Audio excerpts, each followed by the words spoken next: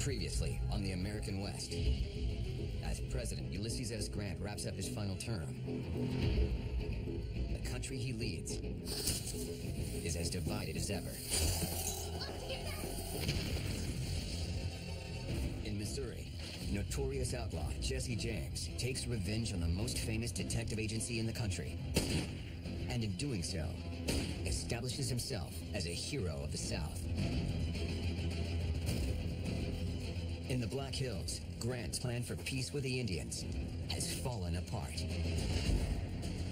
With Indian hostilities at an all-time high, Grant sends Lieutenant Colonel George Armstrong Custer to lead a final battle for land that will change the course of history.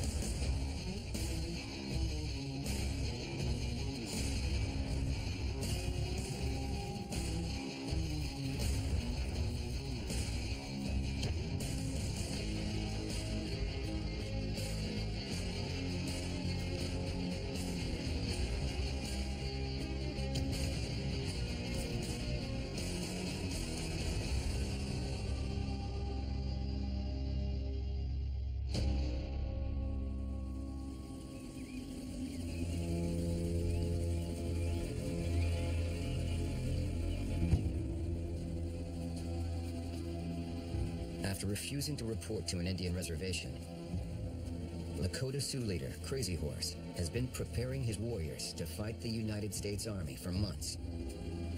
And he's just gotten word from his scouts that American forces are on their way. But the Lakota have brought together a massive force of their own. And they're determined to crush the invading army. Wakang tanka po, onkyupe. Tatanka yu tanka, okichise. Ohihiye, okagape kikim, wayanke. Ogletikian, matroke, letan, kaha, wajiapeki. I think Sitting Bull and Crazy Horse saw all that territory as belonging to them. They realized that they were going to be invaded and what was precious to them was going to be taken away, so they fought against that.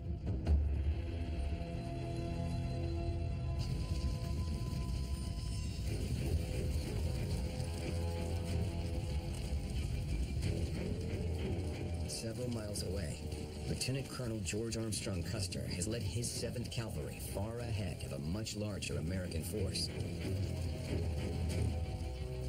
He doesn't wait for reinforcements. Custer wants this to be a victory for the 7th Cavalry and the 7th Cavalry alone. Custer believes that defeating Sitting Bull will be the crowning achievement of his military career and will clear a path straight to the White House.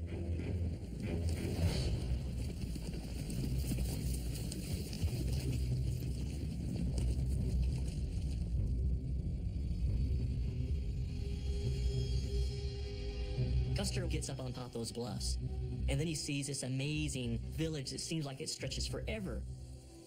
There might be as many as 6,000 Indians in this village. He's got less than 1,000 men.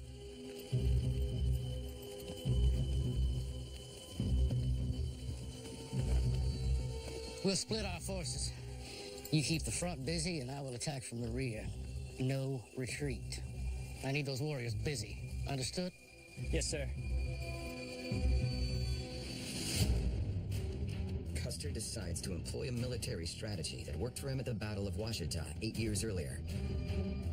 He splits his men into 2 smaller forces. Custer's second in command, Major Marcus Reno, and his men will attack the camp from the left, while Custer and his troops attack the flank on the right, dividing the Sioux warriors. Custer's quite consciously, I think, very aggressive in dividing his men so that he can come at this camp from multiple directions. He demonstrated himself to be either tremendously daring or tremendously reckless, or perhaps both. Yeah!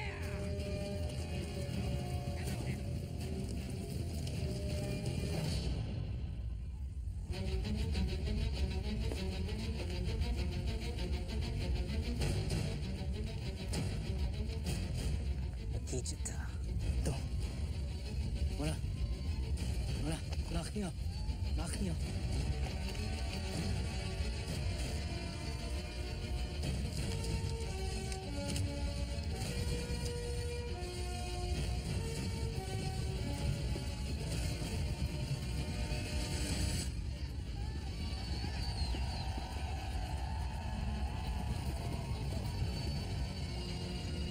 There's just such a beautiful romance, I think, to Crazy Horse, the ultimate Sioux warrior. Custer, the ultimate American warrior of their time, meeting on that final field. The Sioux are at the height of their power, and here comes Custer just right at that moment. Almost like it's meant to be. Following Custer's orders, Reno's command is the first to engage the Indians.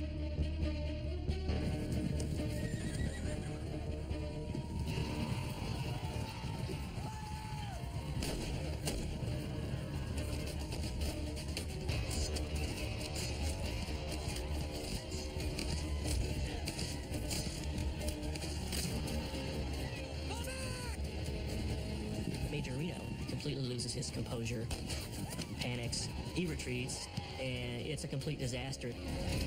His men are scrambling for their lives.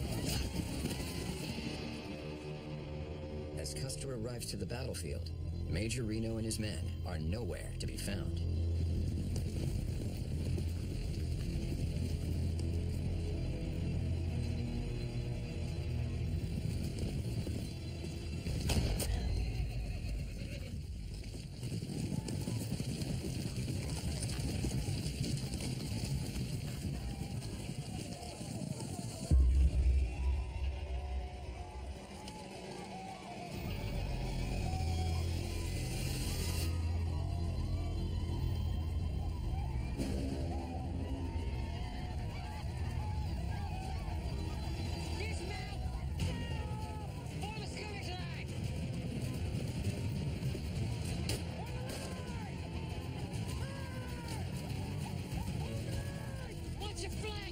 Custer's men are pushed back. They take up defensive positions along a ridgeline, surrounded by thousands of Sioux and Cheyenne, led by Crazy Horse.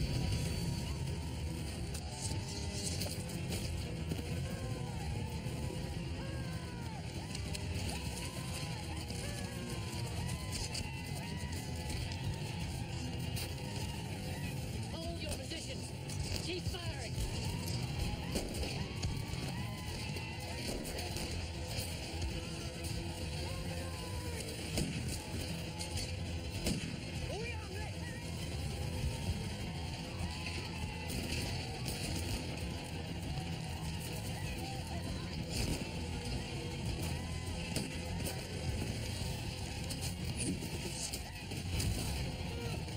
Hold your positions. Take out your sabers.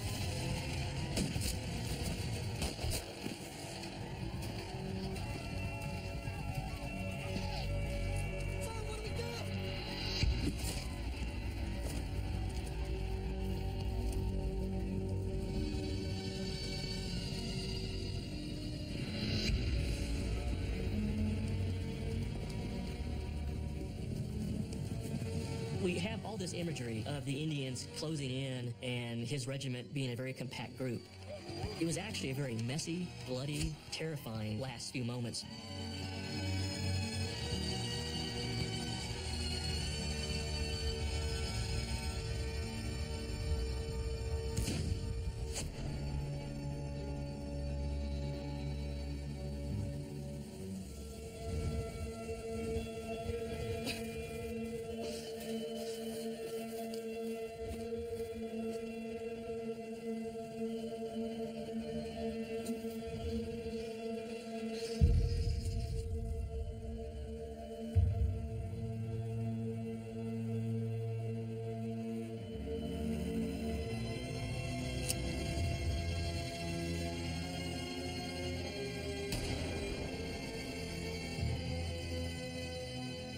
Said, you know, the thing is, save the last bullet for your life. Maybe Custer committed suicide. I don't know. I just find it hard to believe that he would ever give up. I think he would fight as long as he could fight.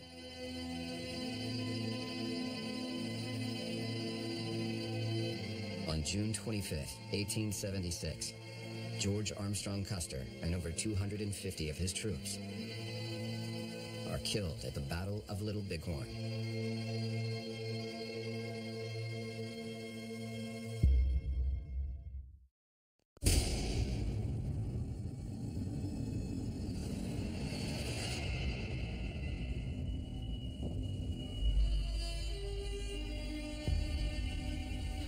Celebrated Civil War hero George Armstrong Custer and over 250 of his men laid dead on the battlefield of Little Bighorn.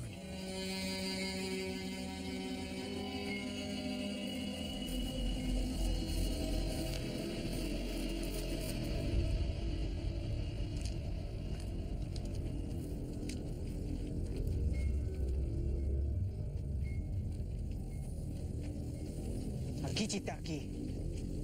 Tiake. Wiakina. Telutia. Now we're Shituki. Hecha. Dugduknu. The Battle of the Little Bighorn has mixed emotion. On one hand, it was the greatest day for us because we showed our strength and our wisdom and our spirituality. But it was also our worst day because of everything that happened after that.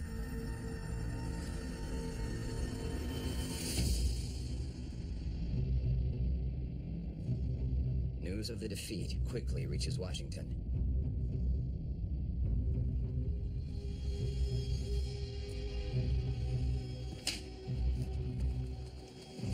There were no survivors.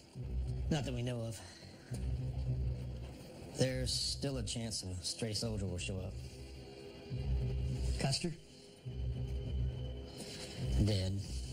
A bullet in his brain. The Battle of Bighorn was this one single event that had a much broader picture to it, and that had to do with the settling of the West and the loss of parts of the West to Native Americans.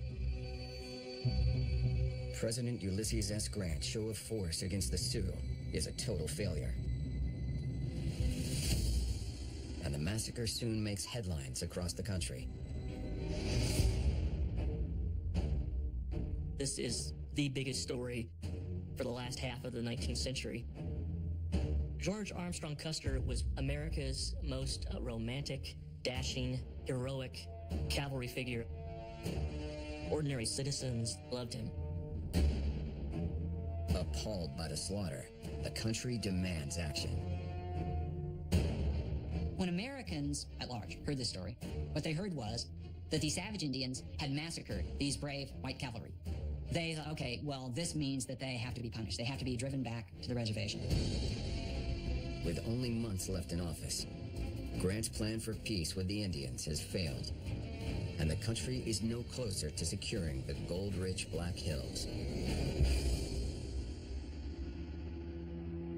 While the Indian Wars continue, Grant's battle with Southern sympathizers is getting worse.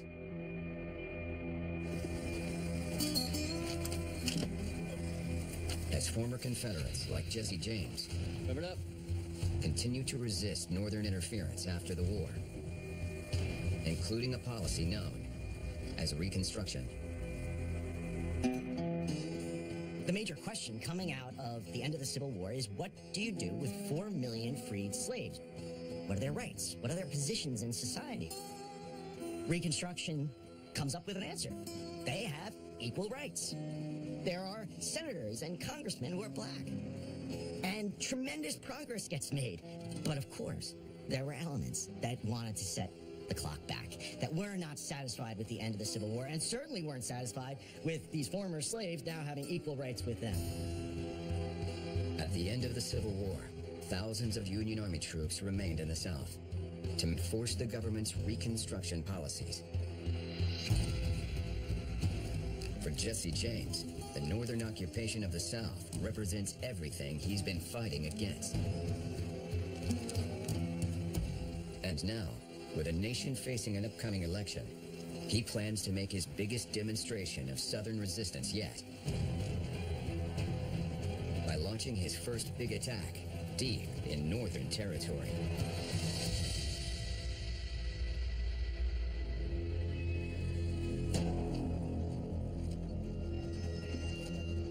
You can rob a bank in Missouri. Why do you have to go hundreds of miles away to rob a bank? They got plenty of banks. Because he had heard that the Reconstruction governor of Mississippi, Delbert Ames, had relatives up in Northfield, and a lot of his money was in this bank. And James decided, we're going to go up there and we're going to rob that bank to take the money of the Reconstruction governor of Mississippi. Working with his brother Frank and the rest of the James gang, Jesse spends weeks planning a heist so bold, it's sure to grab national attention. This time we're going to do it a little different. We're going to split up into 3 groups. Clell, cut all the telegraph wires. We don't want any information getting in or out of town. Cole, Bob, I want you to stand guard out front of the bank. Frank, Charlie, 3 of us will head inside. Robbery's over. We're all going to meet down here under this bridge. We'll be 100 miles away before anyone knows what happened.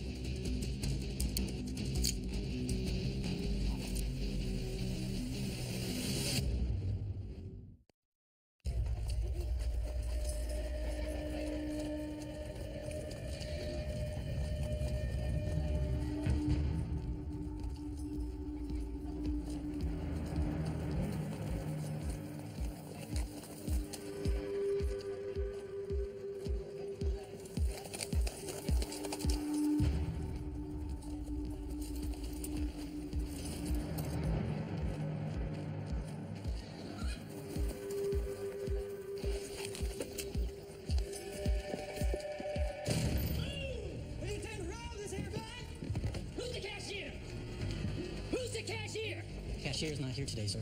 Have a seat, son. Open the safe. I cannot open the safe, sir. You know what I don't like? I don't like being lied to. You open that safe now. The key to the success for the James gang has always been speed, quickness. There ain't nothing in here. Joseph Lee Haywood, the cashier that day, delayed them. Open the goddamn safe! Who's the cashier?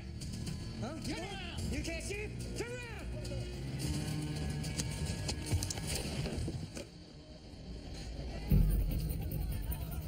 Jesse James decides he's going to attack this bank, or maybe he didn't even know, on the first day of hunting. So you had all these hunters who are in town buying supplies, and they're getting very suspicious because there are a bunch of dudes standing outside the bank with guns. Clear the streets! Move your asses inside! Jesse's men are firing off their guns, telling people to get back. This is kind of shock and awe in the middle of the street. But these people aren't being shocked, and they're not being awed.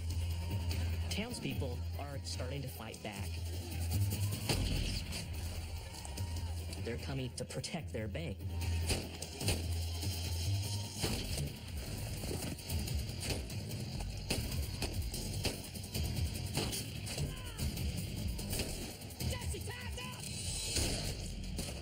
Jesse, we gotta go. Come on now. Back up! Get on your knees. Get on your knees. Stay on your knees. Come on, Jesse, we gotta go. It's pandemonium. The outlaws are firing revolvers, which are pretty inaccurate on horseback. The townspeople have shoulder guns. They're very accurate. These guys are getting shot to pieces on the street. It was a complete disaster for the James gang, and the only thing for them to do is to try to get out of town alive. Gotta go, Jesse! Send him on now! I can't. Come on, we better go now! Let's go!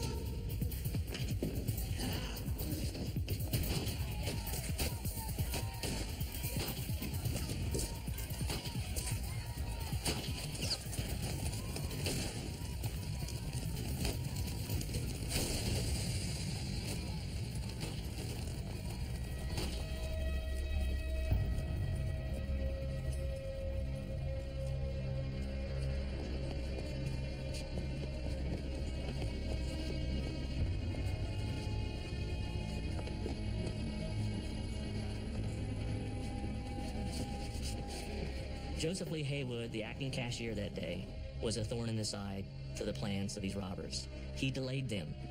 They don't get the money they come for. In fact, the safe was unlocked the whole time.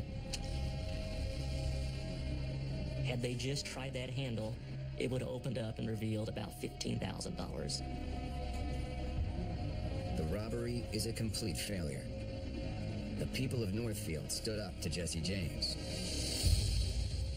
Now they want justice. And Jesse James is running for his life.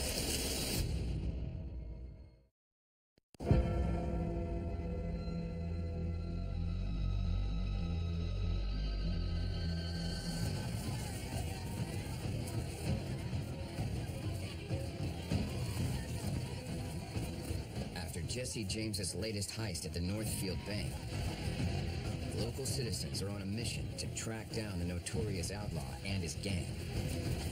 In the West, there were these citizens who, in their passion, their anger, their authority that they thought they had, they go out to bring these men to justice.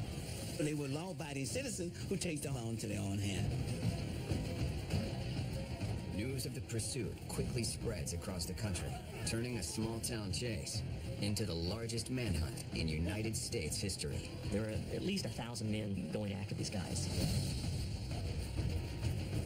It was instant national news, especially when the James gang was associated with this robbery.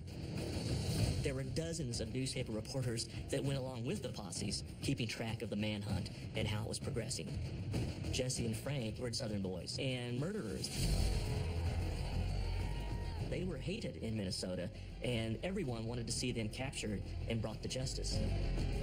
Over the course of 2 weeks, almost all of the James gang is either captured or killed. The only fugitives they're unable to track down are Jesse and his brother Frank. These guys were masters at concealing themselves and getting away, and they had to do it all during the Civil War. They were always outnumbered. They always had people chasing them.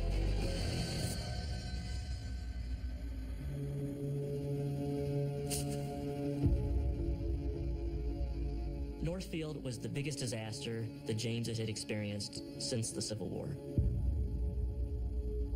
They lost men that they had fought with. They both suffered gunshot wounds. But I think in a way, mentally in some way, they're wounded as well. Now, the most wanted man in America is forced to go into hiding. And it will be 2 years before the world gets another glimpse of Jesse James. While his robbery may have been a failure, Jesse's Confederate cause may finally have a victory. With the presidential election just around the corner, a strong pro-South candidate named Samuel Tilden has emerged with a plan to put an end to Reconstruction. Samuel J. Tilden had criticized emancipation. Tilden was explicit about wanting to end Reconstruction and attacking Reconstruction. And Tilden was also overtly racist. Opposing him is a former Union general named Rutherford B. Hayes. Hayes was the governor of Ohio, and he was a mainstream Republican. Hayes would say, we want to make sure that blacks' rights are guaranteed.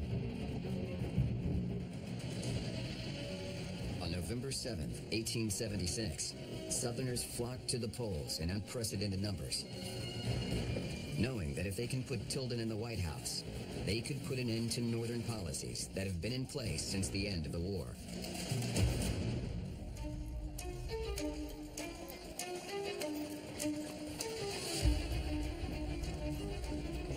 On election night, votes roll in from across the country. Governor Hayes, news from Washington. But when the returns are counted, the results are unclear. The morning after the election of 1876, it's not quite clear who has won. The returns from 3 southern states were disputed: South Carolina, Florida, and Louisiana. And both sides claimed to have carried those states for their candidate. In 2000, we went through another disputed presidential election, and of course there it focused on disputed returns from Florida.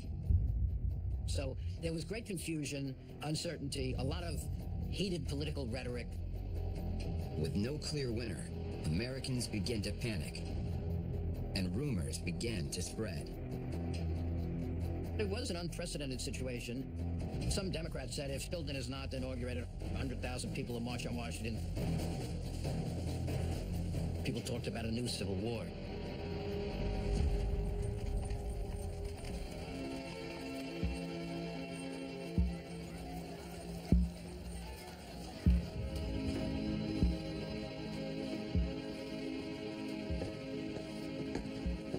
There's rumors of 100,000 men marching on the Capitol.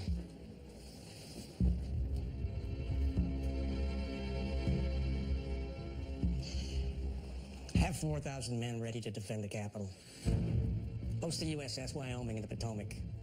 Peace must be maintained at all costs. Yes, sir. After dealing with an economic depression and leading an unsuccessful war against the Indians, Ulysses S. Grant is facing his final political crisis.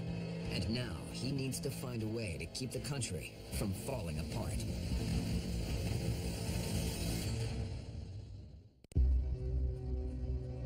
Three months after the election of 1876 ends in controversy, tensions between North and South are the highest they've been since the Civil War ended.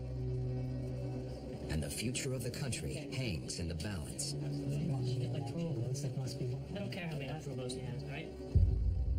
To find a solution, a secret meeting is convened between the teams of both presidential candidates. Hayes men and Tilden men got together in a hotel in Washington and hammered out an agreement. There has to be some give and some take. We give you the presidency, and you pull out the troops. It's that simple, gentlemen. We want the troops out of the South. After over 8 million Americans cast their votes, the presidency is ultimately decided by 15 men in a backroom deal that will come to be known as the corrupt bargain. The deal was Hayes would become president, but in exchange for this, he would withdraw remaining federal troops from the South. This would bring Reconstruction under military authority to a definitive end. The end of Reconstruction is a victory for Southerners who've rallied around rebels like Jesse James. But for newly freed African Americans, it comes at a heavy cost. The bargain of 1877 marks the end of a federal commitment to protect the basic rights of black citizens in the South. It basically recognizes the white supremacist Democratic Party as being in control. With one decision, the rights of freed slaves in the South to vote and hold office are no longer protected. It will be nearly another 100 years before they are granted equal rights under the Constitution.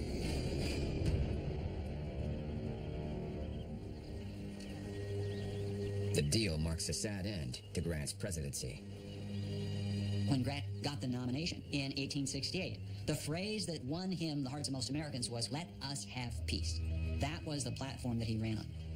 But in 1876, he was losing in the battle with respect to Indian policy. Now, he lost the battle with respect to equal rights for freedmen in the South. Despite his failings, Grant oversaw the completion of the Transcontinental Railroad and kept a divided country together. But when Hayes finally takes office in 1877, he inherits a country with numerous problems. Rutherford B. Hayes comes in, and it is, to say the least, a controversial election. Half the country doesn't think he's the rightful president. And he's dealing with the economic crisis coming off the Panic of 1873, the greatest depression in American history up to that point. And he still has to avenge the death of Custer by getting Crazy Horse. I know you're familiar with our present situation with the Sioux. It's pervasive. Gentlemen, we've got to fix this. After the Army's embarrassing defeat at Little Bighorn, Hayes is under pressure to ramp up military efforts against the Indians, and General William Tecumseh Sherman sees the opportunity he's been waiting for. We deployed 1,200 troops here, and about 240 miles to the west here. Then we wiped Crazy Horse and Sitting Bull's war party out. All resources are put into defeating the Indians. The debate over the peace policy is over. It's a war policy from now on. The natives are going to be totally subjugated.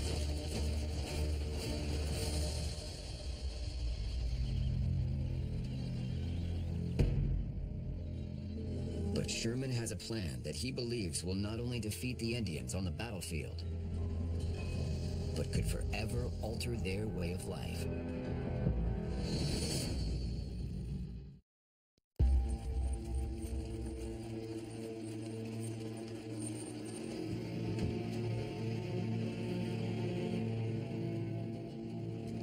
To defeat the Lakota Sioux once and for all, General William T. Sherman looks to a brutal tactic he used during the Civil War.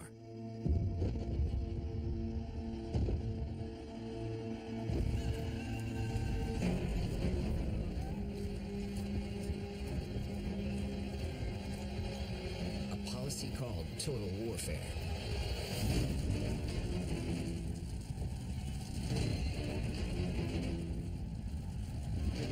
During his march across Georgia, Sherman's troops torched 300 miles of civilian homes, farms, and livestock.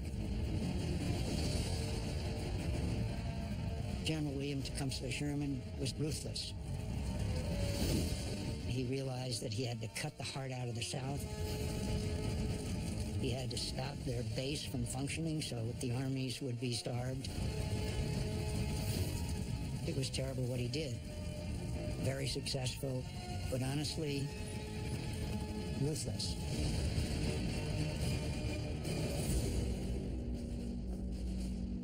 Sherman knows he can apply a similar tactic to defeat the Indians that will guarantee victory, destroying something essential to their survival: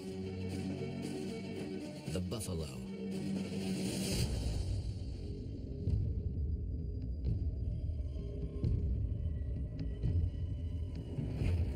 At their peak, tens of millions of buffalo roamed the plains, from Canada to New Mexico.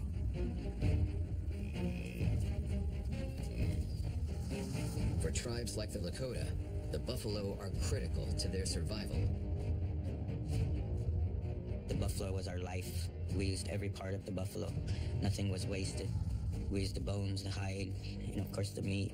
The internal organs we used for strings and bags. We always lived around the buffalo. I mean, wherever they went, that's where we went.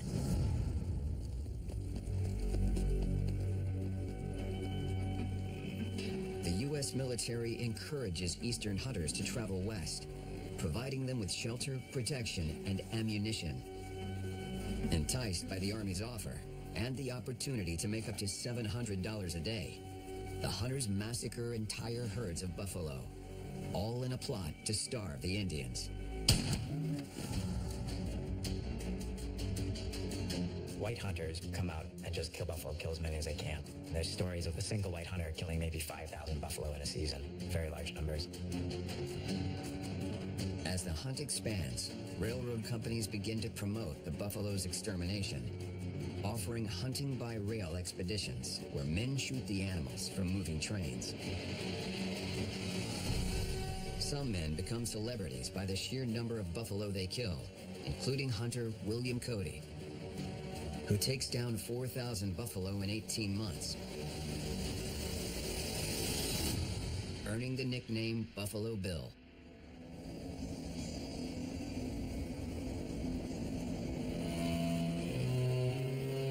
By 1877, the buffalo's population, once estimated at 60 million, plummets to below 2,000. I really believe that was planned to help exterminate us. Because once they took the buffalo from us, they took our way of life. The American government's policy to eradicate the buffalo was no better than genocide. It was a matter of psychological warfare. You eradicate the buffalo, you eradicate the Indian.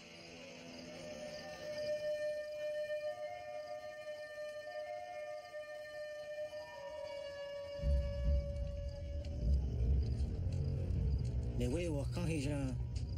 Za tan ti a pe.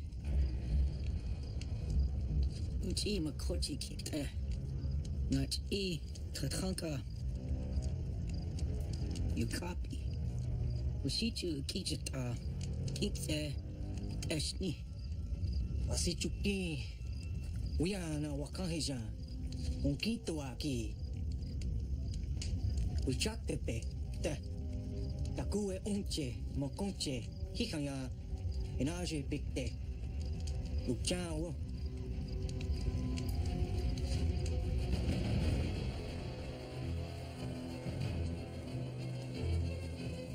Lakota leaders Crazy Horse and Sitting Bull face a difficult decision. Stay in the Great Plains and fight, or move their people away from everything they've ever known. These men were hunters, they were fighters, they were providers. They had pride, they had strong spirits. Everything they did at that point was just to stay alive. As the Indians fight for survival, over 750 miles away, a new breed of outlaw is about to emerge. Including an unknown teenage cattle thief, who will soon become the most wanted man in the West. On the next episode of The American West, Billy the Kid is hell-bent on revenge when his mentor is gunned down. Don't do anything stupid, son. While Crazy Horse takes his fight directly to the U.S. Army. And there's a new sheriff in town. Wyatt Earp vows to bring law and order to the frontier. For more The American West, go to amc.com.